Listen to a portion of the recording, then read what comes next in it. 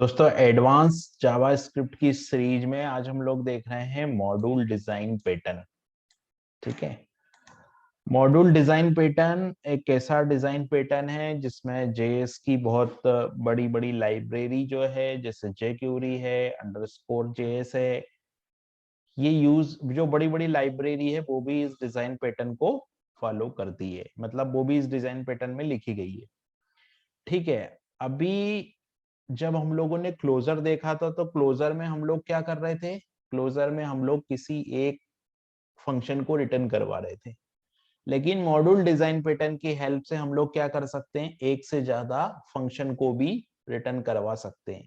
पूरा का पूरा फंक्शन का एक ऑब्जेक्ट बना के भी हम लोग रिटर्न कर सकते हैं, रिटर्न करवा सकते हैं। तो इसके कोड को हम लोग देखते हैं। तो मैं चलता हूं जेएस बिन में और इस प्रोग्राम को हम लोग हटाते हैं और एक नया प्रोग्राम बनाते हैं। उस प्रोग्राम में हम यूज करेंगे डिजाइन पैटर्न। तो मैंने लिया वेरिएबल और यहां पर मैंने लिखा माय मॉड्यूल। ठीक है। माय मॉड्यूल लिखने के बाद में मैंने क्या किया, एक फंक्शन बनाया माय मॉड्यूल। और माय मॉड्यूल में मैं क्या करूंगा, एक फंक्शन बनाऊंगा और उस फंक्शन के अंदर माय मॉड्यूल में हम लोग एक फंक्शन बनाएंगे और उस फंक्शन के अंदर हम लोग तीन फंक्शन बनाएंगे, मतलब तीनों फंक्शन को हम लोग एक मॉड्यूल फॉर्मेट में क्या करवाएंगे, रिटर्न करवाएंगे। ठीक है। तो माय मॉड्यूल, उसके बाद मैंने क्या किया, यहाँ पे मैंने बनाया फंक्शन माय मॉड्यूल फंक्शन, और फंक्शन में मैंने माय मॉड्यूल नाम से ही इस फंक्शन को बनाया। तो मैंने माय मॉड्यूल ये नेम दे दिया फंक्शन का, और इस फंक्शन के अंदर मैं एक वेरिएबल बना देता हूं। लाइक वेरिएबल मैंने बना दिया नेम। तो ये जो नेम होगा ये क्या होगा, जैसे नेम में मैंने दे दिया गूगल, है ना। तो ये गूगल जो नेम है ये एक प्राइवेट मेंबर होगा। ठीक है।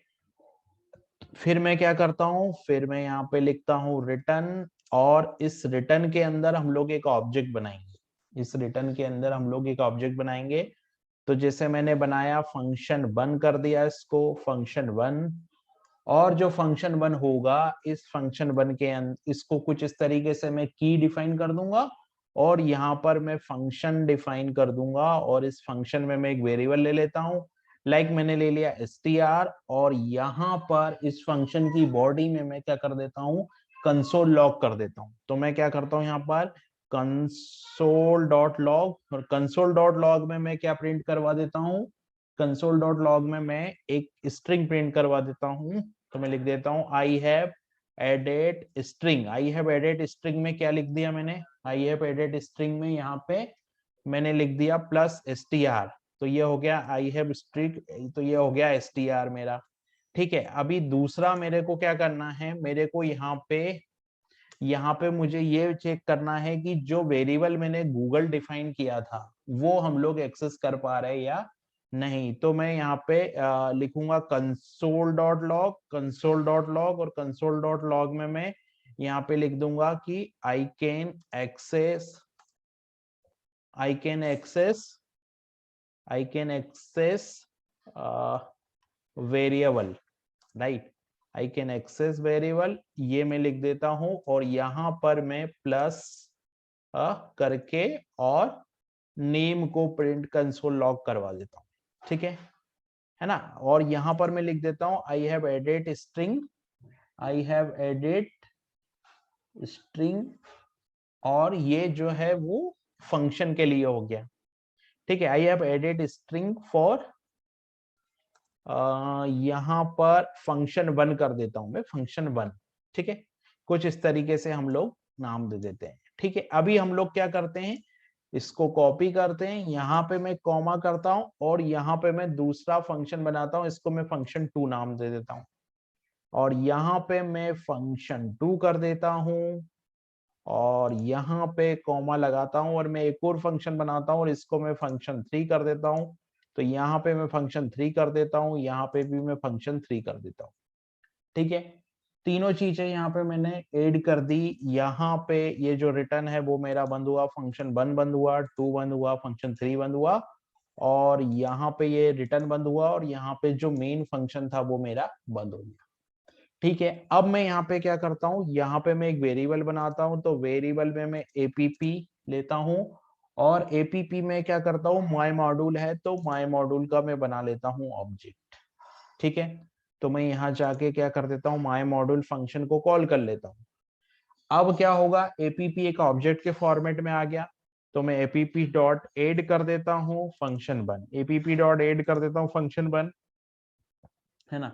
और इस एपीपी डॉट एड फंक्शन बन में मैं पास कर देता हूँ एक स्ट्रिंग जो कि नेम होगा, और नेम मैंने पास कर दिया सचिन।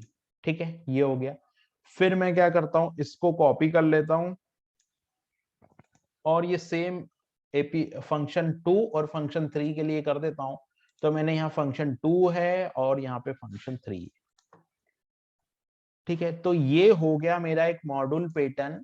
इस मॉड्यूल पैटर्न की खास बात ये है कि ये जो वेरिएबल है ना, उसको सिर्फ ये फंक्शन ही एक्सेस कर पाएंगे।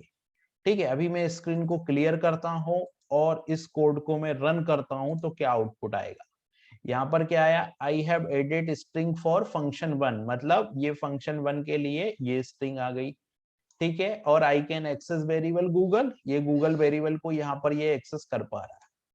ठीक है, सेकंड नंबर पे क्या, I have added string for function 2, ये फंक्शन 2 के लिए ये स्ट्रिंग आ गई, और I can access variable Google. फिर यहाँ पर तीसरा, I have added string for function 3 और I can access variable Google, ये। और यहाँ पे मैंने क्या किया, ऑब्जेक्ट बनाया और तीनों फंक्शन को कॉल कर लिया। तो ये होता है एक डिजाइन पैटर्न। इसमें पूरा का पूरा आप एक मॉड्यूल बना सकते हो, है ना। जैसे कोई फंक्शनलिटी आप बना रहे हैं, तो जैसे मान लो आप टू डू एप्लीकेशन बना रहे हैं, तो टू डू एप्लीकेशन में आप टास्क को ऐड करना, टास्क को हटाना, टास्क को अपडेट करना, पूरा का पूरा एक मॉड्यूल इस पैटर्न का यूज करके हम लोग बना सकते हैं। तो ये था हमारा मॉड्यूल डिजाइन पैटर्न।